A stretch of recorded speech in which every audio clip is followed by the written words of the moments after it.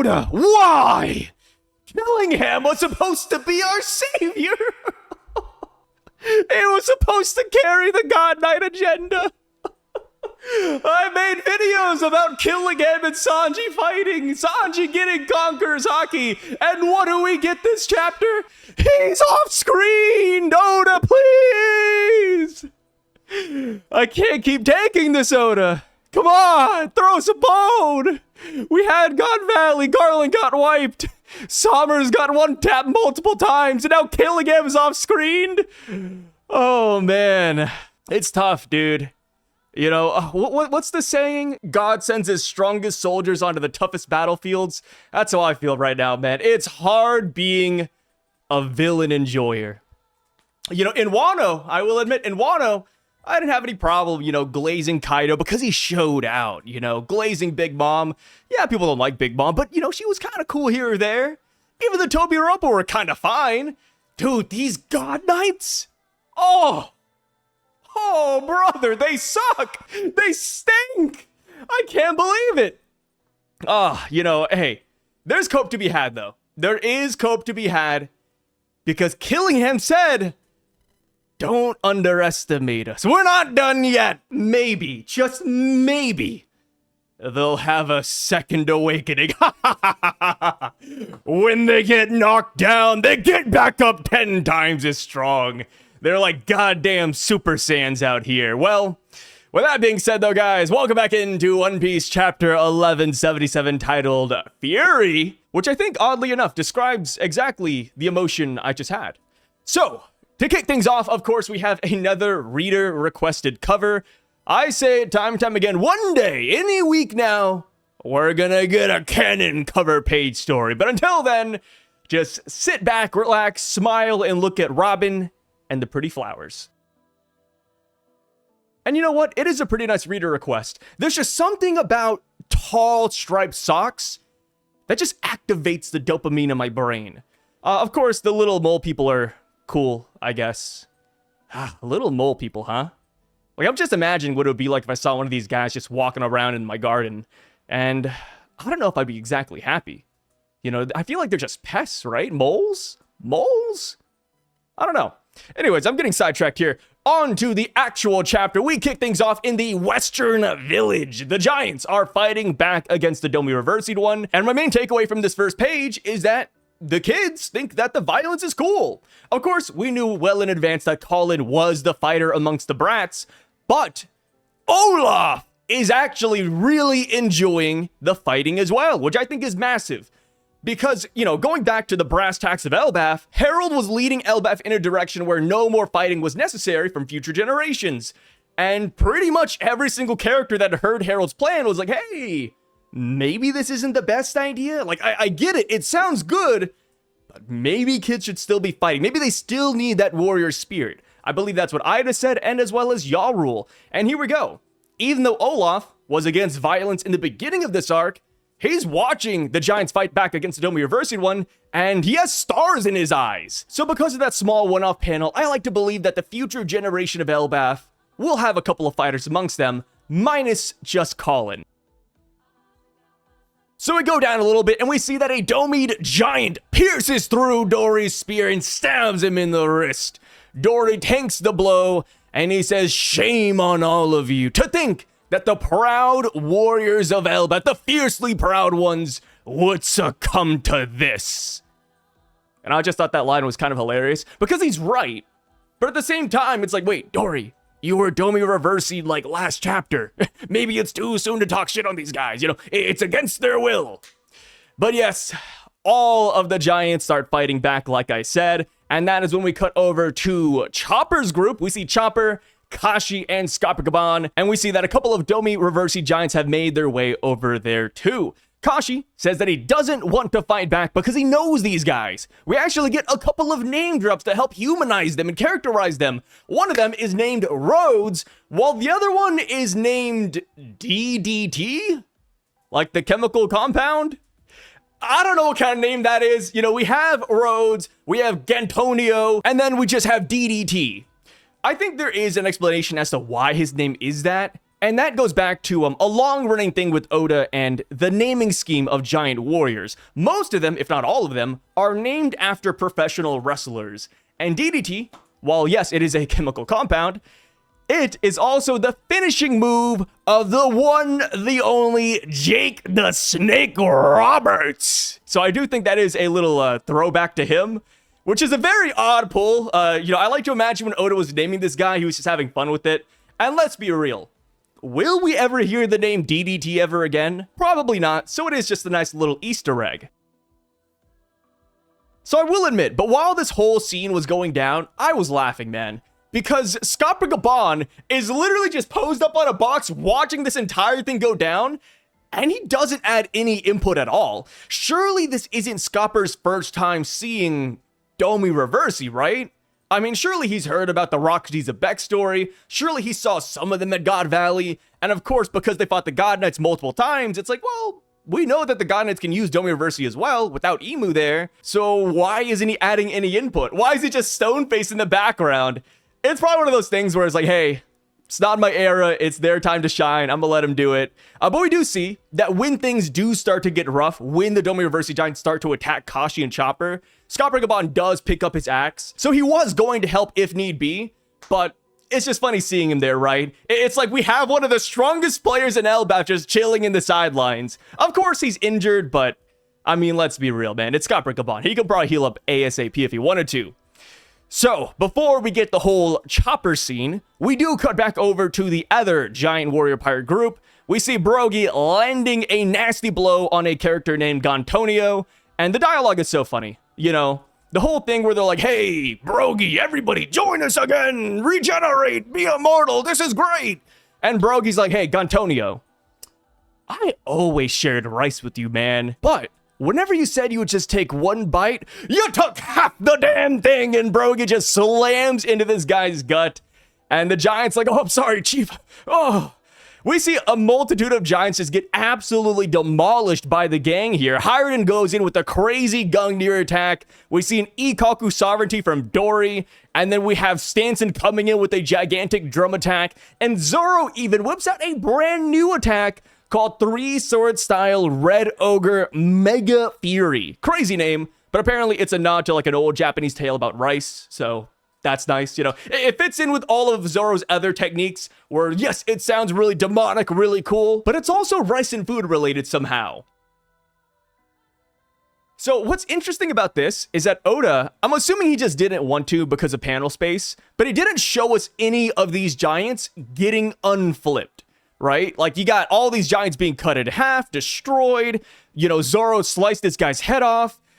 But we don't see the flipping in the ground. So I like to imagine we just have to assume it's happening. Because if not, like, imagine how crazy that would be. Hey, Gantonio! Glad to have you back on our side! And then you turn around and Gantonio's just dead on the floor. Surely Oda's not going to do that, right? Right? Yeah, I'm just assuming they're fine. So we cut back to Chopper's group. And now that the giants are attacking, Chopper springs into action and he says, you there! Knock it off, jerk! He goes into Monster Point form and slaps him. The giant laughs at Chopper because he says he doesn't feel a damn thing coming off of that attack. But something crazy happens. We see that the shadow of the Domi Reversi giant starts splitting from his body, and then he forcefully gets flipped back to normal? The hell is going on here? It's weird, because when Dorian Brogy got undomified, when Roxy Syvduck got undomified, we saw none of their shadows split from their bodies, right? Am I crazy when I say that? Like, if I recall correctly, this is the first time where we've seen a shadow splitting from a body outside of Gecko Moria. So what the hell is going on here? And Chopper, mind you, has no idea what the hell is happening. Chopper is just as confused as the rest of us. So because of this, the entire community has entered into the theory realm. Everybody's got to throw their 2 cents into this one. And I'm gonna be honest, I love it, you guys. So right now, the most popular theory, which we're going to go through all the different routes and explanations as to what is happening here, one by one. The first one to tackle is the Forest God theory. I'm sure you guys have heard this before. It is a theory that has been talked about time and time again ever since we saw Sun God Nika, ever since Blackbeard visited Drum Island for some unknown reason. The Forest God theory has been prevalent. So, going back to the Harley text, they mentioned that the Forest God had demons by their side, right? And then going back to Skypiea, we got the first mention of the Forest God. And the thing is that ever since we got Luffy turning out to be the Sun God, a lot of people are looking out for the other three gods. You know, where's the Rain God? Where's the Forest God? Where's the Earth God? Surely those fruits exist somewhere, right? What if we already know one of them, and it simply had a different name this entire time, with that fruit actually being Chopper's Devil Fruit? Is that possible? Yeah, I don't see why not. You know, it's just one of those things where we know that eventually we will have to get a Forest God power in the story. If it was actually Chopper this entire time, I wouldn't be super mad at it. It just makes me question, how strong is Oda gonna make this Forest God fruit actually be? Like, surely Chopper's not gonna just propel to Sun God Nika levels, right? I think that's my one, like, minor holdup. Like, if Chopper is the Forest God, how strong does that make him? So, another way to look at this, another theory, minus the Forest God, would be Chopper being a cure-all person. So, I think this is because the live action just finished up with Drum Island, but a lot of people take note of it and they're like, oh, you know, in Drum Island, people believe that this mushroom was a cure-all. And, of course, in the live action, the cure-all mushroom was actually the Amidake mushroom that kills Heroic. But people are like, wait a minute. That isn't the only mushroom in Drum Island, because Chopper's Devil Fruit, oddly enough, was a mushroom too. What if those two mushrooms got mixed up? Of course, at this point in time, we're kind of taking the live action as canon, which I do not recommend. But if that was a nod from Oda, maybe that's what we're going for here. Maybe Chopper's Devil Fruit isn't the Forest God, and it isn't exactly the human fruit.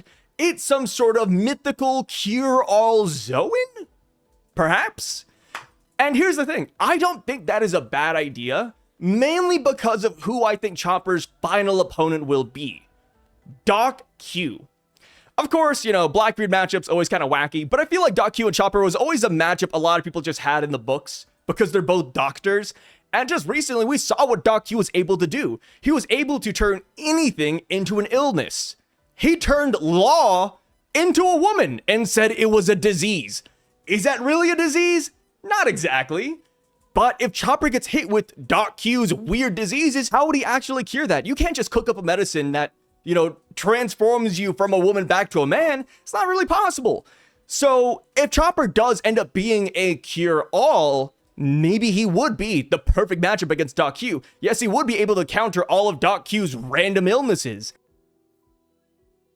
I don't think that's a bad idea, but just like the Forest God, I do have one minor hang-up, and that's just how broken would this actually be? Because Chopper, you know, I do like watching Chopper, you know, mix his chemicals around, you know, whip out the med kit and stuff like that. So if Chopper does end up being a cure-all, would he even need to study medicine anymore? Maybe he does, maybe he does. It could be like Law's Fruit, where the ability gets stronger the more knowledgeable you are. So, yeah, maybe it doesn't have to negate Chopper's, you know, medicinal knowledge at all.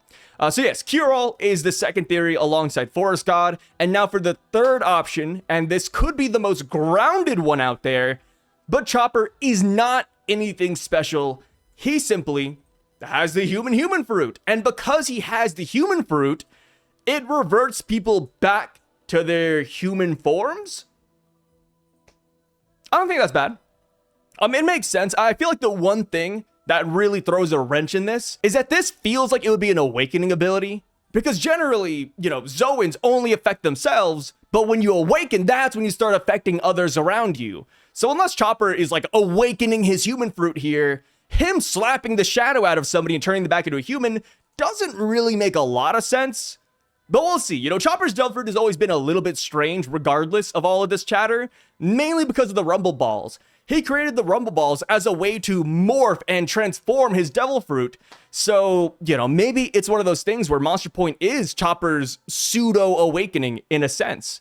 I think that would be pretty damn fire. Also, this is going to be a little bit of a tangent, but if Chopper does have the human fruit or some kind of mythological god Zoan devil fruit, I hope we do see more transformations in the future. Like maybe we do get a primordial human full Zoan form. Maybe we do get a full forest god form or just something else, right?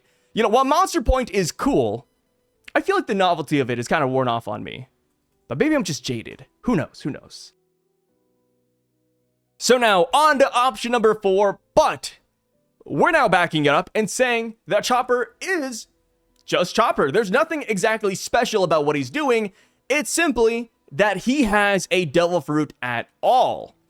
We haven't really seen Devil Fruit users interact with Domi Reversi people before. At God Valley, we didn't see it. Here in Elbaph, this is the first time we've ever seen it as well. So maybe Devil Fruit users are the white pieces on the board. And because you have a devil inside of you, you can slap the devil out of other people.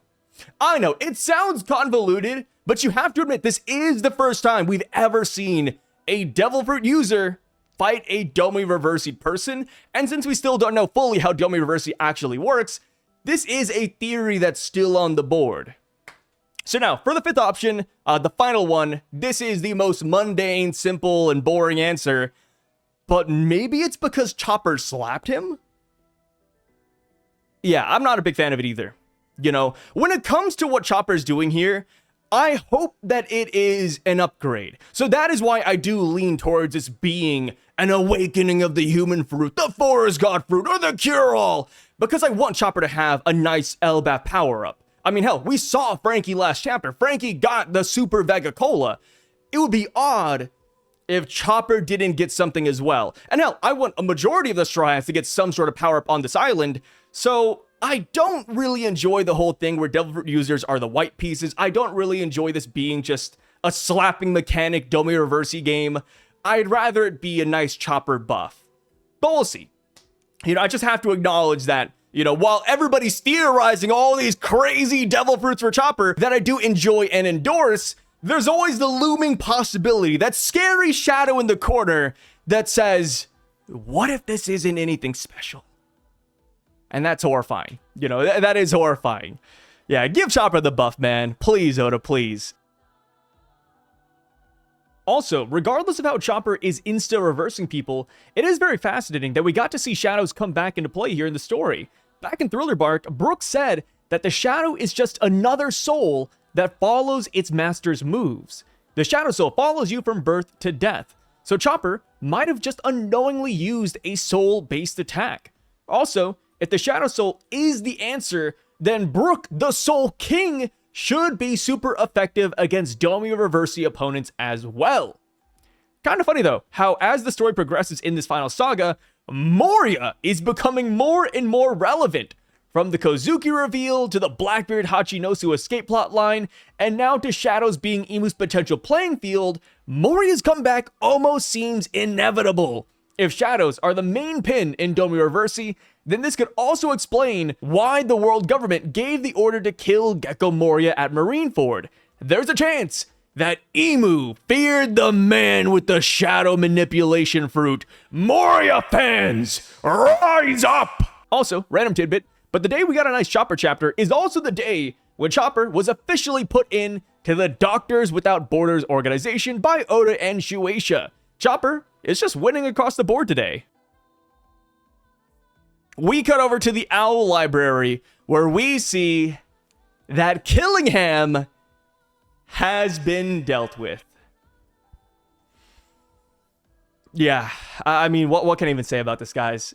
Dude, I mean, it's not just me. You know, a lot of people thought that this fight would continue on for a little bit, and it did. You know, it wasn't like last chapter was it.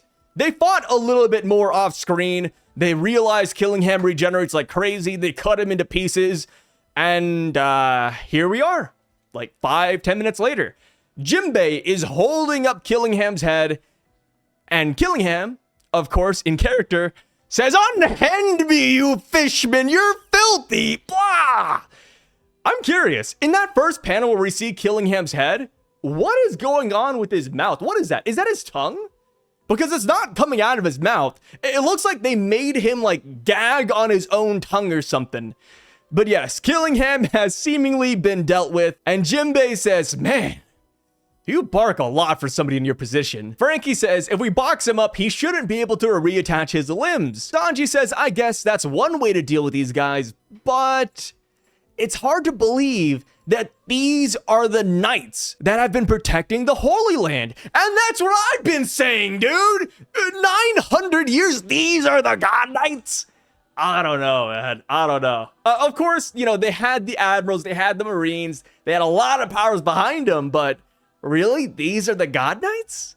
Frankie says, we have just gotten that strong, Sanji. We are an Emperor's crew now, and that is true. But here's the thing. You know, I've seen people saying this exact thing verbatim, like, oh, Sai, you know, the God Knights are strong. It's just that Luffy's crew is stronger. That's fair. That is very fair.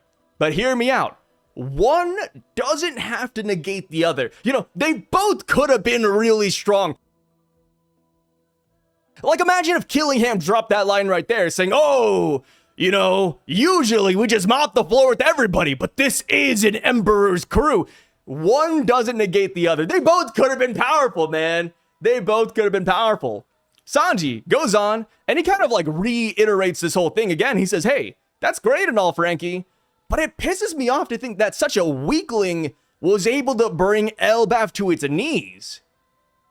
And it's so odd because, you know, while Sanji and Frankie are spitting out this dialogue, we gotta remember that Oda is the one writing it. So Oda is acknowledging that the Straw Hats are strong, but Oda's also acknowledging that the God Knights are surprisingly weak. So it's like, okay, where's Oda going with this, right? I mean, even with Killingham, he says, ha, underestimate us while you still can. And I know, I'm not the best person to talk about God Knight theories at this point, but is Killingham telling the truth here? Or is he just talking shit? You know, because it could be one or the other. On one hand, yeah, every villain, when they're defeated, says, hey, you know, just give me another chance and I'll beat you. But what if Killingham is right? What if we are underestimating these God Knights right now? What if they can get stronger because of Emu's buffs? You know, maybe Emu locks in and he's like, oh, Killingham, now you can unleash 500% of your power. You were holding back an Elbaph because of me, but now you can go all out. I don't know. You know, there is that possibility still. I will admit, as crazy as it sounds, maybe it is still too soon to underestimate them and count them out. And the thing is, too, is that we haven't seen all the God Knights. Like, these are only 3 God Knights here in this island, right? We got Gonko, we got Killingham, we have St. Somers. There's a high chance that these are just the weakest out of the bunch. Because amongst the ones we haven't fought yet is Shamrock, you know, Shanks' twin brother. Surely he will not disappoint. I think. So, yeah, while that's all going down, we see that the Straw Hats have successfully subdued Killingham's limbs and body parts.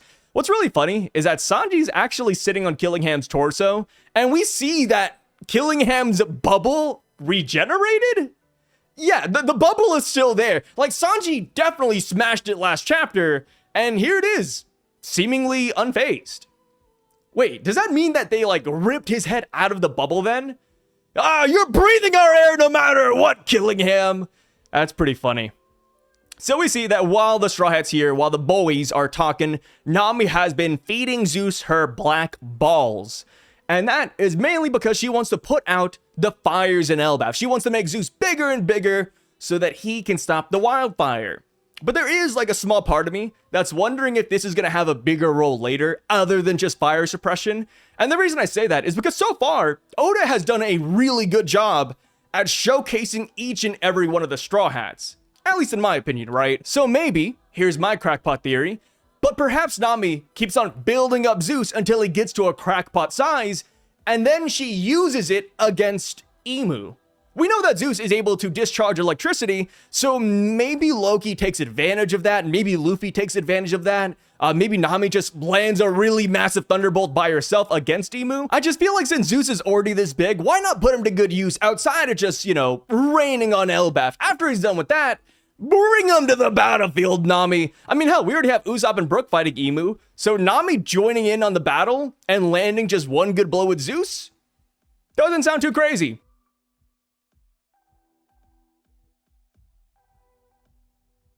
So we go on and we see that Luffy and Loki have arrived in front of Nami and the gang.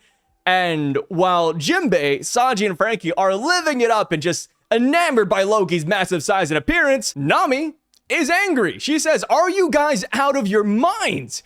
It's cool, it's great that you defeated the monsters, but you just made the fire worse." And I just thought that was hilarious because you get a panel of Luffy looking really sad and you have Ragnar like patting him on the back like, "It's okay, buddy." Luffy then starts lashing out at Loki saying, "Hey, you got me in trouble, Loki." Loki spits his lightning breath back at Luffy saying, "Hey, I just wanted to crush the threats here in Elbaph. I don't give a damn about the bitching from your crewmates." Luffy tanks the blow. And I think it's pretty funny because he hits like this pose right here, which reminds me of when he tanked Kaido's Bolo breath. And he's like, "Oh, I tanked it because of guts." Yeah, of course, the attack does nothing to Luffy, though, because it's lightning. Loki's very confused. And Luffy says, "If that attack did work, though, I would have sent you flying, Loki." And I'm like, damn, Luffy versus Loki, huh? I wonder if we'll ever get like a sparring match between the two. Like maybe Loki gets either Domi reversied, or maybe by the end of Elbaph, Luffy and Loki just have time to blow, and they fight each other for fun. Which could be cool for us, the fan base, but that would also be devastating for Elbaph considering how big Loki actually is here. So now, for the final segment of the chapter, we see where Usopp has been this entire time. Well, I say entire time, we saw him last chapter, but Usopp has made his way over to Brook and Emu-Gunko. Usopp is standing his ground, fighting Emu. Brook says, "Usopp, please leave." Usopp says, "No. Who would run and abandon a crewmate at a time like this? Brook, true warriors do not run. I always dreamed of visiting this place to come to the land I've admired. I won't disgrace myself, not here. Besides, I'm burning with fury right now. Brook, these guys are looking down on Elbaph. Their gutless plan was to sneak in here and kidnap children. They relied on those monsters and hijacked the minds of all those proud warriors, trying to force them to slaughter each other. How dare you carry out such a cowardly, underhanded scheme, you shameless bastard." Emu, tired of hearing Usopp, goes in for a crazy-ass kick. Then we see that Brook is about to rush over to help, but that is when Emu uses a brand new ability. It reminds me of Saturn, where Saturn could like stare at you and you pause, you get paralyzed. Emu pretty much does that right there, but instead of using their eyes, Emu uses their hand. And it's like, yo, that's kind of fire. At first, I thought maybe, Brook was still tied and bound by arrows, but you don't see any arrows in that shot. So Emu really is using the force to stop Brook in his tracks. And it's like, yo, Emu's got some crazy magic abilities, man. I'm looking forward to it, dude. I want to see Emu, like Usopp says, fight people with their own two hands, using their own strength. So Usopp goes on and he says, "The warriors of Elbaph fight with their own swords and shields. If you want to conquer them, do it fair and square and fight them head on, you spineless coward." Emu has a very typical response, a response that I think most people kind of understand by now. But Emu says, "A dominant ruler never sullies their own hand." And yeah, that's just how the cookie crumbles. Because of all of their prior actions, we all kind of already understood that Emu just liked playing the puppet master role. But when you get down to the brass tacks, can Emu actually sully their hands? Will they be able to actually fight without relying on the strength of others? I think so. But we have entered that point where I have seen some people actually questioning it. Like, hey, can Emu actually throw hands with Luffy and Loki? Here's the thing. We're about to find out, boys. So, Usopp shoots off a skull grass bomb, and what Emu does, it's pretty cool. It is Ore Farming 101. Instead of dodging or backing away, Emu speeds up towards Usopp, puts their hand out, and says, "Shoot, fire." Usopp, of course, gets hit point blank by his own bomb. Him and Brook are KO'd, and Emu, who can just infinitely regenerate, is unscathed. That is when Luffy and Loki show up. Luffy runs over to Usopp and Brook. He's mad that his crewmates are down. He says that he's really pissed. And Loki says, yep, I'm glad, because let me tell you, I wasn't planning on letting this one get off the hook. Emu then says, Nika, Nidhogg, submit or perish. This battle shall divide the world. Next chapter, man, we're gonna see it.